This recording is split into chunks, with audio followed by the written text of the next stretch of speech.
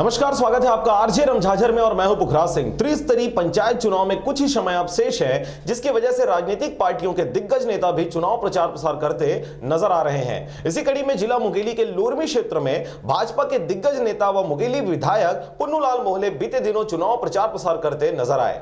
आपको बता दें कि मुंगेली के लोरमी विधानसभा सीट भाजपा का गढ़ माना जाता था, जिसे इस बार जनता जोगी कांग्रेस ने कब्जा कर लिया है। त्रिस्तरीय चुनाव में हार का सामना न करना पड़े, जिससे लोरमी क्षेत्र के जनपद पंचायत क्षेत्र क्रमांक 18 बरमपुर से श्रीमती राजेश्वरी जवाहर दिवाकर और जिला पंचायत क्षेत्र क्रमांक 3 बोड़तरा कला से श्रीमती पुष्पा वनभजन टंडन भाजपा समर्पित उम्मीदवार हैं, जिनके प्रचार प्रसार के लिए भाजपा के कद्दावर नेता पूर्व खाद्य मंत्री और वर्तमान मुंगेली के विधायक पुन्नूलाल मोहले और लोरमी के पूर्व विधायक तोखन साहू चुनाव प्रचार प्रसार करते ग्राम मुछेल सहित लोरमी क्षेत्र में दिखाई दिए।